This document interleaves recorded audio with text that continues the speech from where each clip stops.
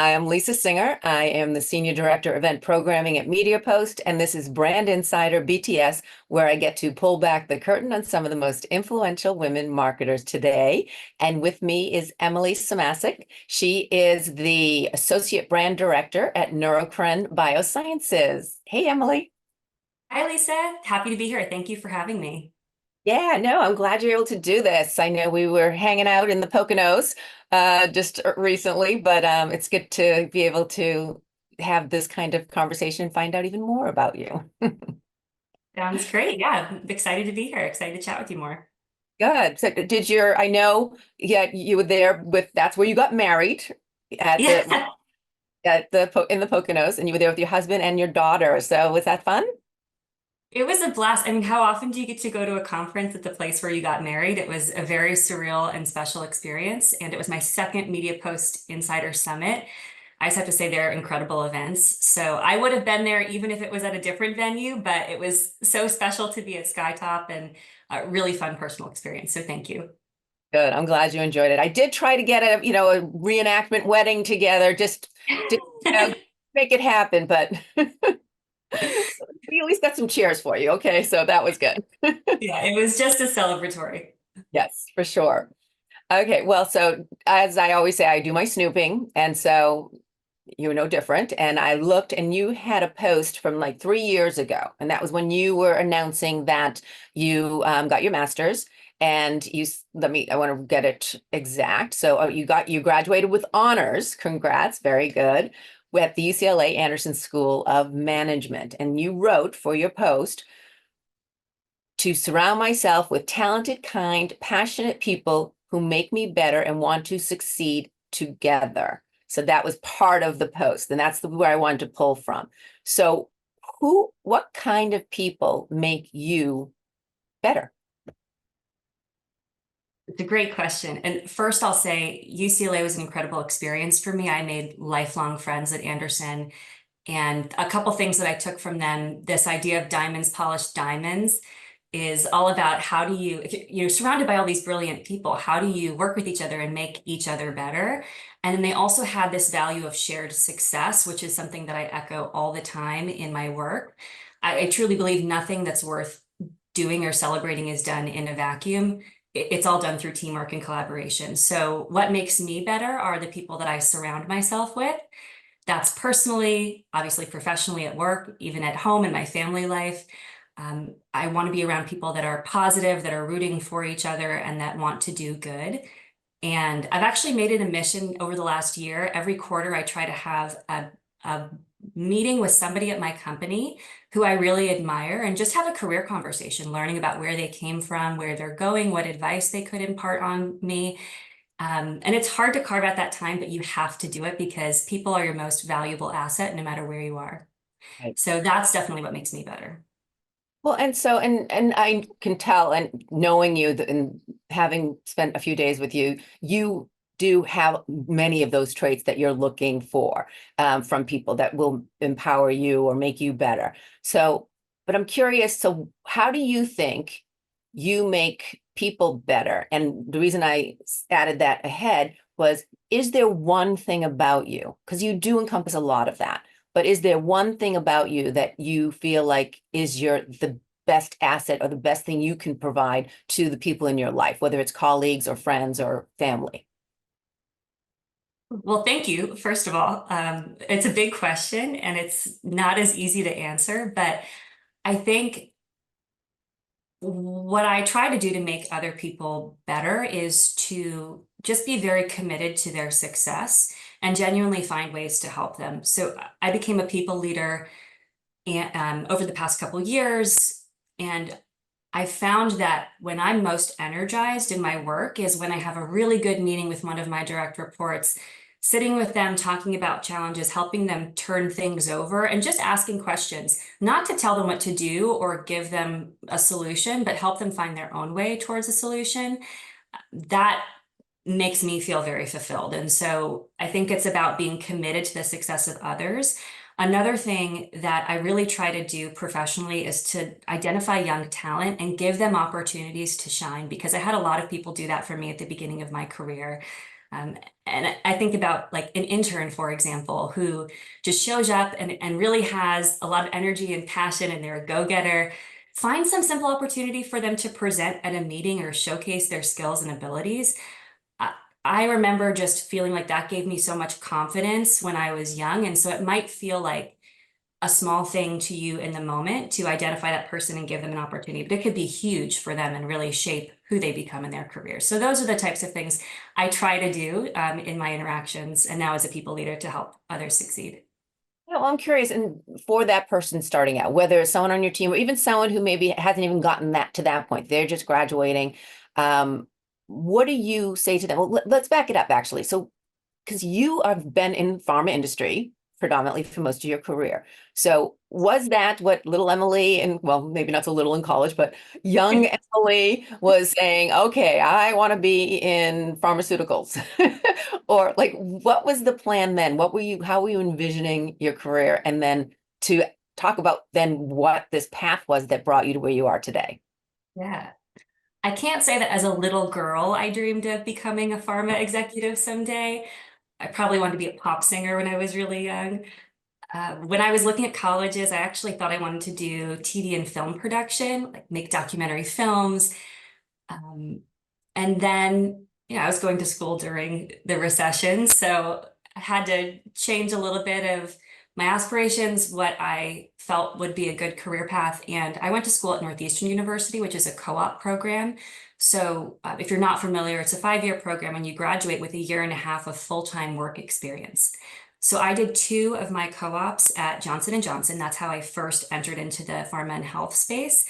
And I completely fell in love with it. First of all, fantastic company, surrounded by talented, kind, smart people.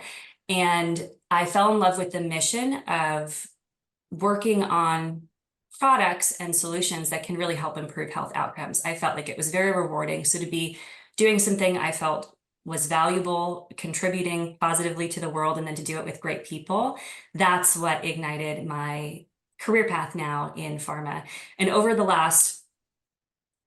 a decade at this point, I have worked on pretty big brands, so 3 different blockbuster drugs or products that were over $1 billion, and each of them had very different stories. So one was a new category entrant, growing the marketplace. One was a historic leader, but then in a really oversaturated and competitive marketplace. And then another was bringing a market leader back after product recalls and having to build that business back up. So that's been one of the common threads. Each experience has been different, but they've taught me a lot about purpose. So even from my very beginning of my career, I felt like I had a purpose and that what I was working on was impacting such a big organization. To hear your CEO talk about a product launch that you're working on an all hands call and say it's going to drive the business, you're like, oh shoot, I better do a good job. Even if you're just a small piece of the puzzle, I felt accountability. So learning how to be accountable and own things, but also not put so much pressure on yourself. So the last thing I would say I've taken away from those experiences has been teamwork. Yeah. Because for people like me and probably lots of others, we so often put so much pressure on ourselves, like this is all on me, I have to perform, I have to deliver. But again, nothing is done in a silo, it's all through teamwork. So those have been some of the positive things that have shaped my progression and career experience to date.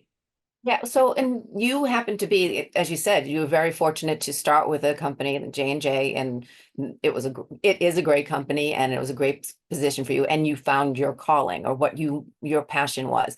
So not everyone can have that, or maybe they need to figure out how to get in and they want to become you and they want to become an executive within an organization like J&J, or you know, anywhere, but be part of the pharmaceutical industry.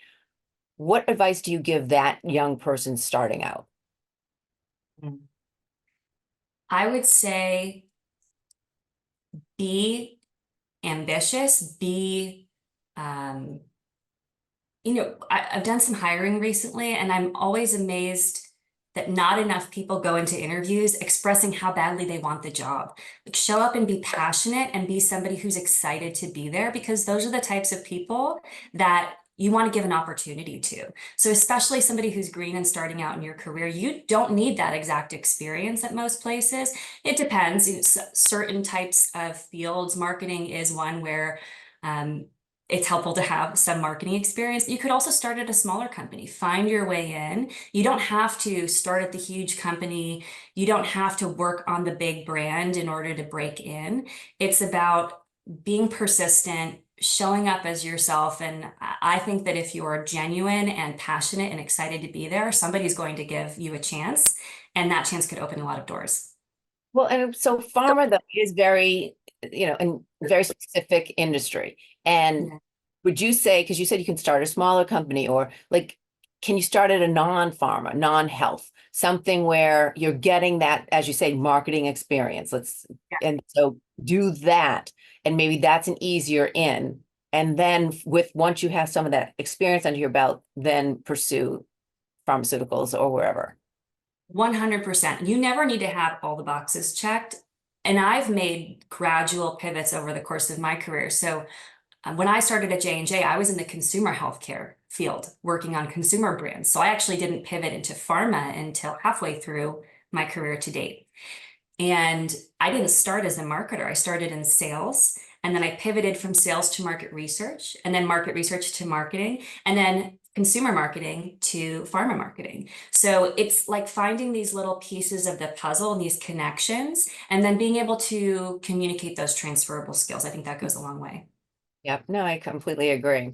So, all right, I want to have a little fun. So, if you're game, uh, Uh-oh, okay.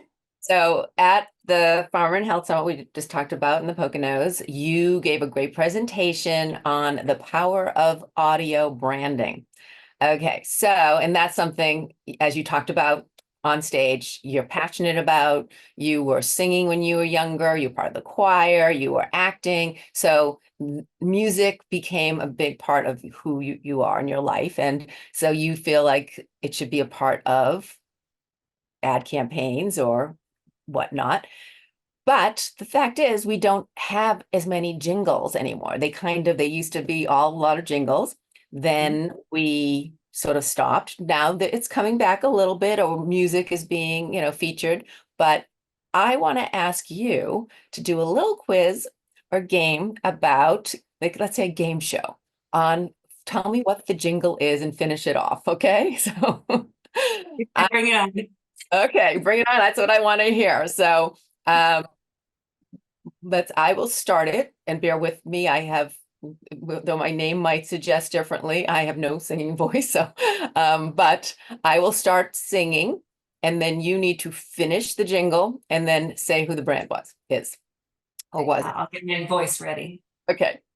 So I am stuck on, Band-Aid and Band-Aid stuck on me. yes. Okay. Band-Aid. And a little history behind it. 1976 came out, and Barry Manilow actually wrote that. So Wow. won a Clio Award. Very cool, as he should have. Okay, here's another one. Again, written by Barry Manilow. Like a good neighbor. The farm is there. Yes, perfect. They all have competing songs. Have you noticed? Nationwide is on your side. They all have a little jingle. That's true. Um, I don't, is that one of mine that I'm on? I don't, oh, maybe not. Okay, so you didn't blow it for me. Okay. But yeah, no, I'm surprised you said State Farm is there. I always like thought it was State Farm is here, but it makes sense that it's there. But anyway, you got it exactly right. All right. Plop, plop, fizz, fizz. oh no. Uh-oh. I don't know this one. Well, you were right with the first op. Oh, what a relief it is. Oh, what is it? Alka-Seltzer.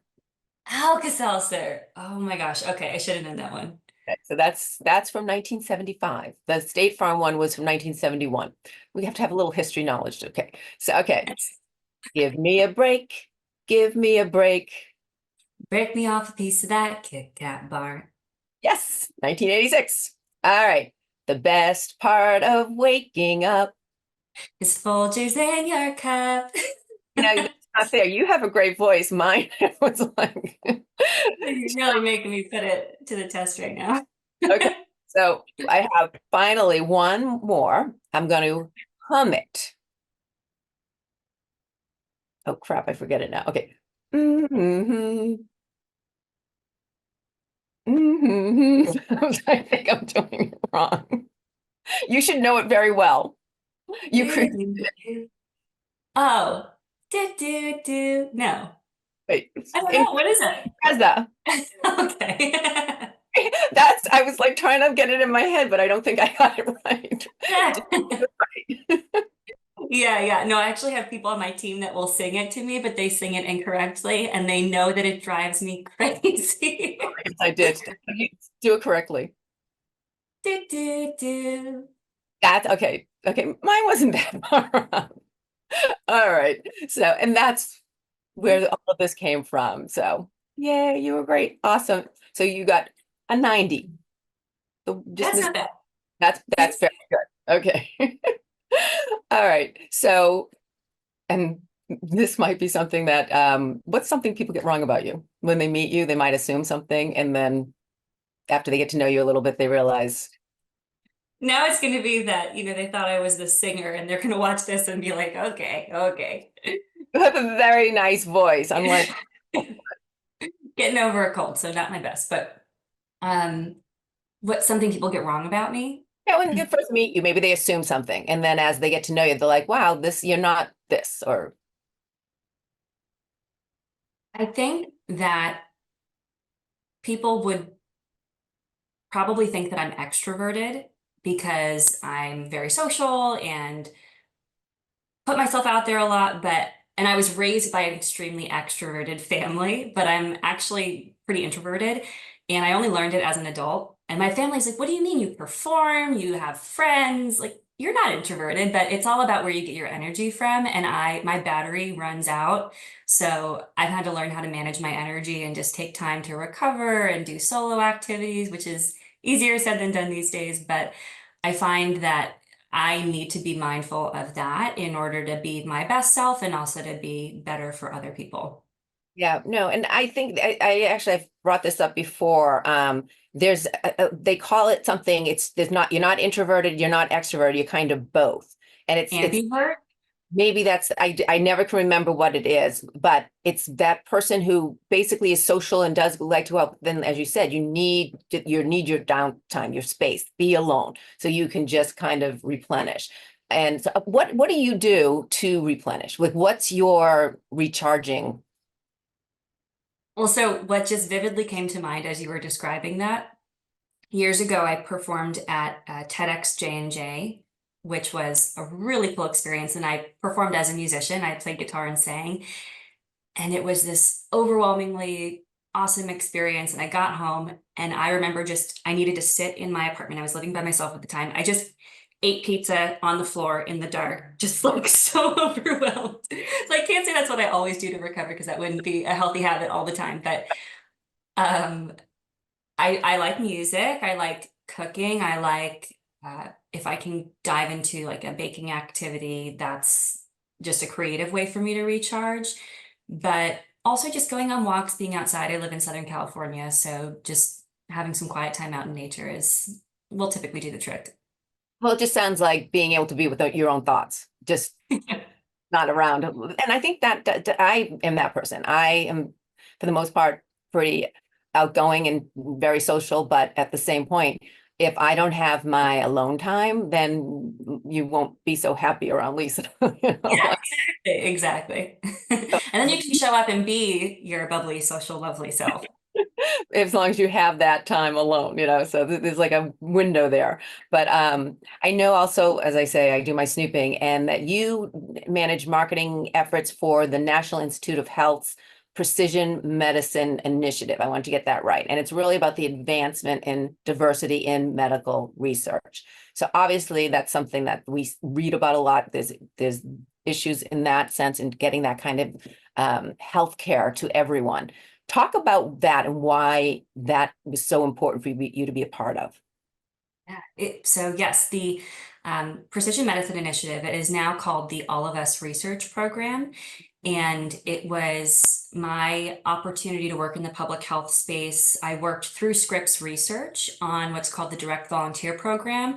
So my marketing was specifically outreach to individuals who could sign up electronically to take part in this basically database of a diverse sample of people who can contribute to clinical trials. And I thought it was such an amazing mission. They've gotten pretty close to their 1 million person goal. I think that we were only around 200,000 or so when I started. And I think it's so important because predominantly medical discoveries have been based on samples of largely white people, largely white men historically. And we know now that there are so many things, biomarkers, things within our DNA from diverse sets of ancestry that can determine your health outcomes. And so I think it was also a hard initiative to work on because explaining to people that you could give us a sample today and maybe there will be a discovery in 50 years that will help with the diabetes that your family specifically experiences. It's a hard concept to grasp, but it's so important. So the more incremental progress we can make, the better. And I also just love that it was highlighting and trying to address health inequity by reaching out to communities who had not been treated fairly and who continue to not be treated fairly by our healthcare system, and listen to them and understand how can we partner with you in this initiative to do better. Yeah, no, and it completely, I mean, we're seeing that all the time, that it results, or maybe you are talking about diabetes, but it impacts another, like it impacts women differently, or heart. Women for a long time were being told to you're not having a heart attack because you weren't showing the same symptoms as a man. You know, people of color show different symptoms, you know, in terms of, I think there was something that was just out this past week, or they were talking about how even though there was less people of color getting, I don't remember what it was, but they were being affected worse. They were really maybe dying from it, or you know what I mean? So like there's Well, and just their different concerns aren't taken seriously. Yes. Yes. And it's also about having the health professionals in the system take those people's pain and health issue seriously, right? Because then that leads to better health outcomes as well. Yeah, for sure. So I'm curious, if when you were younger, if you when you let's say elementary, you know, in the young we'll go to young girl Emily. We're not going to college Emily. What advice would you have liked to been given? What would you give Emily back then that you wish you knew back then? I think I would say that if I could go back and talk to my younger self, um, you are going to become exactly who you're meant to be. So you're going to make mistakes. That's okay. You will learn from them, but try not to sweat the small things or overthink things. And also when it comes to being a people pleaser, which is something that I am all like lifelong work to overcome that inclination that I have, just focus on the people whose opinions really matter to you. Because if you try to please everyone, or if you try to be liked or whatever by everyone, then you'll just become a really boring person at the end of the day. You know, people who have something strong to say and an opinion, not everybody's going to like it. And that's what makes you interesting. So long as you like yourself and you like what you're doing and where you're going, and that the people that you care about support you, and that they can tell you how it is when you need to be put in your place, like, that's what matters. Focus on those good people. Yeah, no, I totally agree. And what even talking about you, we talked earlier about how you when you hire people, and we were saying with younger people coming in and advice, but do you look at that in the sense of like, because you know, again, pharma is very specific, and you might have a certain personality that might go into that, or marketing, same type of thing. But are you looking for those differences? Are you wanting, like, is that what, you know, you want to make it more interesting, you know, in sort of what you said, but maybe it's more interesting in terms of you as a marketer and how you're creating this work. It becomes more interesting or more diverse by bringing in all different kinds of personalities and people. Yes, yes. I would say I'm always looking to fill gaps in what our team needs, whether it's a certain background, educational background, work experience, diverse backgrounds. And I think um, just based on things that I grew up with and experienced, I am always sensitive to what voices are and are not being shared in a room. And so whether it's through hiring and making sure those right voices are in the room, or even just recognizing, hey, we're trying to make a decision on this campaign for a particular patient demographic or person, and a person who represents this profile is not in the room with us. So we either need to bring that someone into the room who understands this culture and perspective, or we need to seek that perspective elsewhere. Yeah. No, and similar to when you were talking about the studies, in terms of diversity with healthcare, it's the same kind of thing. It's if you're not getting everyone's input, you're not getting Mhm. a full scope of everything. Yeah. Yeah. And what shapes my perspective on DEI overall, a lot of it comes down to my family of origin. So I grew up in a neurodiverse household. I have an older sister who has autism. She didn't speak until she was about 4 or 5 years old. She had a lot of developmental and behavioral challenges, and now she's overcome so many of those and has a very thriving and amazing life. I would just say all of that is attributed to my parents being incredible to ensure that she had what she needed to thrive, but also that my brother and I, all three of their children, had very strong upbringing. So I would say just having someone who is different in your family, especially at a young age. That's all I ever knew. And it taught me a lot about acceptance and tolerance and knowing that not everybody's going to be tolerant and accepting. So, how do you know that people just need exposure and try to be kind and give grace, and also know that you don't know everything? So, how do you expose yourself to diverse perspectives? I'm curious if do you think that having that experience with your sister and seeing her thrive today, did that influence you in a way? I mean, maybe you realize it, or maybe you look back and say it did, but in terms of, even working at Neurocrine and the way you want to help people and be like, how much of that was influenced from growing up within Yeah, your, a lot. Oh gosh, I like that hit me in a good way emotionally because I think it shaped a lot of why the healthcare business was really meaningful to me. I saw my sister go on different medications when she was younger. Her weight shot up and then shot down, and so I've really deeply personally been witness to the challenges of finding the right treatments and therapies for individuals and how that can weigh on both the individual and the family. And working at my current company, we support patient populations for underaddressed neurological conditions. That mission was very exciting to me when I first discovered the company, and we continue to commit ourselves to areas where maybe other pharmaceutical companies have not invested. Um, and yes, I always want to be part of solutions for those patients that get overlooked. And I think that my experience growing up with my sister has definitely shaped my pursuit in that way.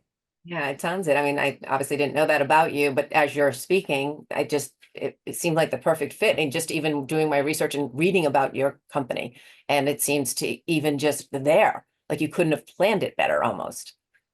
Yeah, I So feel very, very lucky to be where I am today. It's a fantastic company full of very smart, driven people. And we're helping patients that have been underserved. And so that drives me every day. yeah, no, that's wonderful. So, well, what I want to go to more fun, or maybe not Yes. fun. We'll see what it is. Again, I dodged a tear there, so let's do something lighthearted. Liven up the party. Okay. Um, is there an ad campaign that you were just like, oh my God, that was awesome. I wish I thought of it, or just it just really stuck to you? Um, well, I will give a shout out to Jen at WISP from the Brand Insider Summit. She shared a campaign that was really cool for her women's health company. So I would just encourage people to look at that because that was a piece of creative that I saw and felt, damn, I wish I thought of that. Like that's genius and Very smart. really smart. I think on a kind of more consumer product. So my favorite Super Bowl commercial this year was the Michael Cera CeraVe commercial. Do you remember that one? Yep. So I worked in skincare. I do use CeraVe, and it was hilarious. Like I'd love to know. I want to be in the boardroom and see how that sell-in story went. And I think it's so cool that it was provocative, different. I want to know who they were trying to target, but I think they did such a great job of breakthrough creative, striving for brand recall, obviously with the Sarah and CeraVe. Yeah, I would love to read the case study on that someday because I thought it was really bold. I'm curious, and like you said, in the boardroom when they're figuring it out, like were they having to say who could be spokespeople? Hey, they kind of he sounds like us. So like like or was it just I don't know, like you just what started first? Was it okay? We want to work with him and this, or I'm sure it must be that he sounded the name sounds the same similar, but yeah, like where it all comes from. I want to know what they thought of about the horse scene where he's riding on the horse. It's just like absurd, but I hope it was effective for them. I thought it was a bold move. Yeah, no, it was very cute. So the ad that stands out for me a lot of the times is the Kia when they have the little animal, what are I can't even remember what he even was. Like so I'm not remembering that, but he's running and running and running and running and then he falls off the Yeah. building and then you think he's dead and then it's like, "Oh my gosh." And then he's okay and the actor from it is like from the Hallmark Channel, which I love the Hallmark movie. So I was just like that was one that always sticks out with me. It's one of my favorites. But anyway, but the therapy was good too. All right. So is there something about you and something maybe inconsequential, but a talent you have or something you do that most people don't know about? Well, we've talked about music. We talked a little bit about cooking. I guess another thing that people might be interested to know is I'm a huge national park fan. And so I'm trying to go to all 63 national parks. I've been to 20 something so far. And actually, my coffee's probably cold at this point, but this is a Crater Lake mug, which is one of my favorite parks in Oregon. And I also love Zion and Yosemite. So there's a lot still on my list. Death Valley's probably next, but not in the summertime because people are melting there right now, I think. What's the bucket list that's maybe not the next one, but something that you definitely can't wait to go to? The Upper Peninsula in Michigan is a big one on my list, and then Acadia in Maine. Maine is the complete opposite side of the country from San Diego, where I am, but I've heard such amazing things, and it's hard to get to, but I'm excited to have a good trip to Acadia someday. Very nice. Okay. What about is there something you do as a marketer that and not even in marketing per se, but something you do that makes you better at your job, something that you do each day. And it might be what we just talked about, how you replenish yourself, but is there anything else that maybe if you didn't do it that day or that week, that you wouldn't be doing your job as well? Well, I don't do this on a daily or weekly basis necessarily, but I've started journaling a lot in the last few years, and I think that has been a really helpful practice for me to ground myself, get my thoughts down on paper. I process things through writing.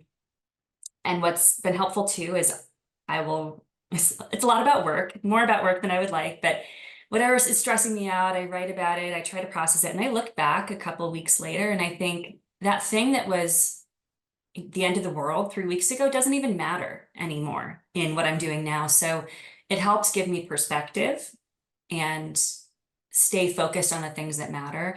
A colleague of mine recommended interstitial journaling recently. I don't know if you've heard of it, interstitial journaling. No. So that's something you can do during your workday. And the idea is not to sit and journal all day, obviously, but in between meetings, just jot down one or two sentences of this is what I just did, this is how I'm feeling. And it could seem kind of inconsequential in the moment, but then you can look back and track, oh, wow, that's how I know, oh, I'm most energized after I have a really good meeting investing in people. So it helped me track my day, my energy. I've only done it a little bit here and there, but that's helped me in my work as well. Yeah, no, that's smart. Because I mean, not everyone, sometimes I think it seems like, oh, I don't have the half hour to sit down and write the journal, And so, I mean, I think for some it's a great, like I know more when I was younger, if I had to, I was just always journaling. Now it's less, and I actually would love to get back to doing it more, but Oh. it's not always easy to find that time. Whereas Yes. the official journaling makes sense, like because you can always find time to jot down a couple of sentences, and as you said, then look at it later and see maybe as a whole, like look at what you did all week and kind of see what sparked you or what made you feel certain ways. Exactly. I think we have a lot in common, Lisa. I think Yeah. And I would have normally been near you. Well, I just moved back to New York, but otherwise we could have been almost kind of neighbors. I was, just a little bit north of yeah. you. Well, I have to ask one last question. What is your guilty pleasure? Okay. My guilty pleasure. So historically, it's been The Bachelor. I Oh, was very obsessed with The Bachelor. Like I could tell you everything about all the contestants from the last decade. It's embarrassing. Now I'm not as into The Bachelor, but I really like Love is Blind. So I try to limit myself to one really trashy reality TV show, and then I just go 150% into it. awesome. No, and you're Yeah. not alone. I'm not one of them, so I will say that. But I have no judgment. Yeah. Like good friends who are and family members. But yeah, no, I think that it's mindless activity. It's just You need it. you need to just enjoy, just entertainment for the sake of entertainment. Yeah, you got to put your brain on the shelf sometimes and just check out and do something silly. Yeah, mine's Hallmark movies. Well, you said Hallmark, so do you have any favorite Hallmark movies?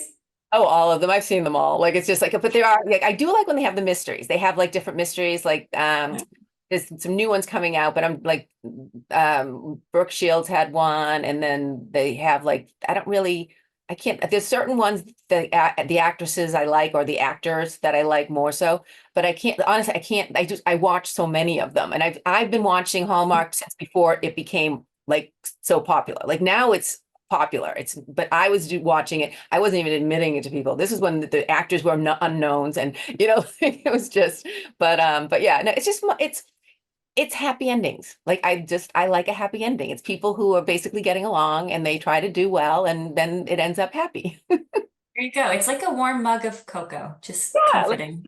I don't know. I just like I like very much. I like to have just like the what's the Jimmy Stewart movie, It's a Wonderful Life. Like Oh, I yes. love that. I cry every And time. my favorite. Everyone comes together to support them. Like I love when people come together to help each other and then it works out. Like Yeah. I think that's a great summary to all the stuff we were talking about too, right? Good people supporting each other and doing good things. Is it John Bailey or what's his name in the um movie? no, Bailey is right. Oh my gosh, why am I totally I watched My family's gonna kill me. George Bailey. Bailey, yes. George, you didn't get that with the lasso. Yeah. So yeah, no, but I mean, I just anyway, that's but people always my friends always make fun of me. They're like they buy me like Netflix, because I didn't ever have Netflix because I'm like, I don't watch those shows. So they bought me literally for 6 months. I had free Netflix. I do watch it now, but at the time I never like they wanted me to watch Stranger Things. And no offense to straight, but I just it scared me the first one. I was just like, and it was like I was alone, just moved into a new place. I'm like, oh, I can't watch it anymore. But anyway, yeah, all my friends try to get me into all the different shows, and I'm like, they're not very likable, and it's just, yeah, I totally sound like a Pollyanna right now. I think I'm not really that, so I think that's why I like my escape with this. Although Yes. I think I am fairly optimistic, though. Anyway, enough about me. Emily, thank you so much. This was such a pleasure talking with you. Thank you, Lisa. I enjoyed it, enjoyed our conversation and getting to know you better as well. And thank you for the opportunity. It was great to chat today. I'm glad you were able to. And I also thank you for watching. And as I always ask, if you have anyone that you want me to pull back the curtain on, please let me know about her. I will do my best. So thanks again for watching. And thanks again, Emily. Thank you.